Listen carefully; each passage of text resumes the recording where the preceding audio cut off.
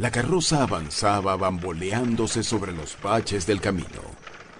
Susan sintió náuseas e hizo una mueca.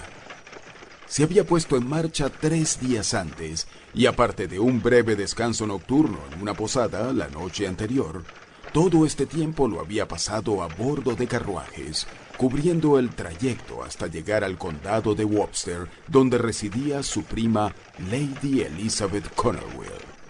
Ahora, gracias a Dios, estaba en la última etapa de su viaje. Ya entraban en las propiedades del conde, esposo de Elizabeth, y Susan separó la cortina de la ventanilla para ver mejor los campos, bien cuidados y recubiertos por el esplendoroso verde primaveral. ¿Casa? Oh, Dios. Esa construcción maciza e impresionante es más bien un castillo. Ah, esa mojigata, prima mía. Elizabeth lo ha tenido todo. ¿Y yo qué? Solo miseria y hambre, aun cuando mi padre también era un Connerwill. Stevens, el menor de los 4 hermanos Connerwill, era considerado la oveja negra de la familia. Cuando se enamoró de Emily Brandon, una muchacha que conoció en una taberna de mala fama y se casó con ella, tampoco meditó mucho sobre los resultados del enlace. Aquella fue la gota que derramó el vaso. Su padre lo borró del testamento y les prohibió a sus familiares que mantuvieran contacto con él. La infancia de Susan había sido triste y mísera. Creció rencorosa y odiando a la familia paterna, alentada por los desvaríos de su madre, quien le decía que su progenitor había sido injustamente desheredado. Bueno, debo reconocer que en verdad a mi madre le faltaba la clase propia de la aristocracia. Ella era una pueblerina a la que le encantaba el licor, pero ya estaban casados y los Connerwill no tenían el derecho de excluirme así de la familia, menos del testamento. Emily vivía entre arrabales y tabernas, y su matrimonio no cambió su naturaleza vulgar. Allí creció Susan, entre borrachos y prostitutas. Inesperadamente, recibió una carta de su prima Elizabeth, quien era 3 años mayor que ella. El vehículo se detuvo frente a la entrada principal, y los pensamientos de Susan también. Con el paso de los años, en las cartas que le escribía a Elizabeth, ella se había inventado una vida que nada tenía que ver con la realidad.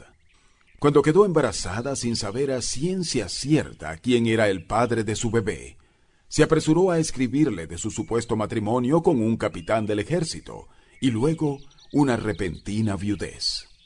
Mientras descendía, Susan trató de mantener el equilibrio. No era fácil.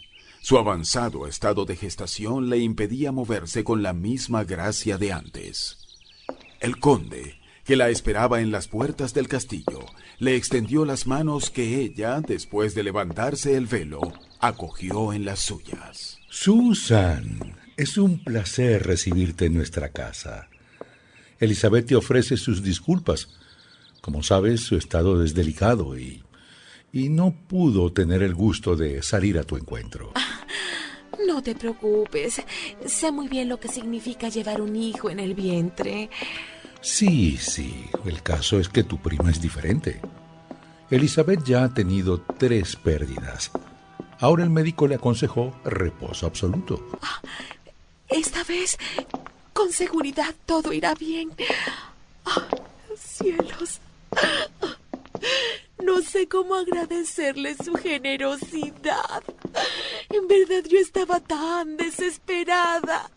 La muerte de mi esposo, el embarazo. Ay, Susan, no podíamos permanecer insensibles a tus problemas. Te quedarás aquí el tiempo que quieras, Susan. Esta será tu casa. Y a tu hijo nada le faltará. Bien, ahora entremos, que mi esposa está impaciente por verte. Elizabeth, a pesar de su palidez, parecía una reina acostada en su lecho. De Susan solo sabía lo que la misma le decía por cartas. Por ejemplo, que la madre se había muerto de penurias cuando en realidad, borracha como siempre lo estaba, se cayó de una escalera rompiéndose el cuello.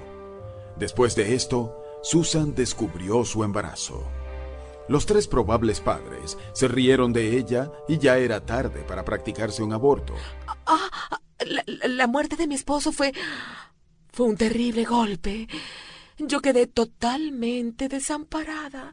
Y no añadió más, pues, aunque mentira hacía parte de su naturaleza, sabía por experiencia que fácilmente podía enredarse en sus propias falsedades con resultados desastrosos.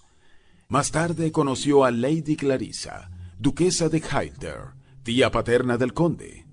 Sintió por instinto que era una enemiga, y no se equivocaba. A la primera oportunidad... Sobrino, no me gusta esta mujer. Deben tener cuidado con ella. Pero, ¿por qué dices eso, tía? Es una muchacha tranquila. Está haciendo más llevadero el largo reposo de mi esposa. Debes aprender a ver más allá de las apariencias, Percival. Susan evita mirar a los ojos a su interlocutor y su sonrisa rebuscada se ve a leguas que es falsa. No quiere a Elizabeth, solo la está utilizando. Pero, ¿qué daño podría hacernos? Además, no puedo retractarme, tía. Le dije que podía quedarse cuanto quisiera. ¿Cómo sacarla de aquí estando embarazada? Ay, mi esposa nunca me lo perdonaría. Solo te pido que tengan mucho cuidado con ella. Mientras esté yo aquí, la vigilaré. Pero después de que nazca el bebé, me iré. Ustedes deben estar atentos a su proceder. A principios de octubre se presentaron los dolores y Susan dio a luz un niño rollizo al que llamó Alexander. 2 días después del nacimiento de Alexander, también a Elizabeth se le presentó el parto. La condesa luchó 24 horas antes de que le fallaran las fuerzas. Finalmente, su hijo nació, sano y fuerte, a pesar de que el embarazo no había llegado a término. Pero ella no se recuperó. Desde su habitación donde guardaba reposo, Susan escuchaba el ir y venir de los habitantes del castillo, pero se sentía abandonada, pues todos estaban ahora pendientes de la condesa, y ella, después de tener su momento de gloria al dar a luz, había pasado a segundo plano, cosa que la hacía rabiar. A media mañana, el propio conde tocó a su puerta. Elizabeth está muy mal. Tiene una fuerte hemorragia.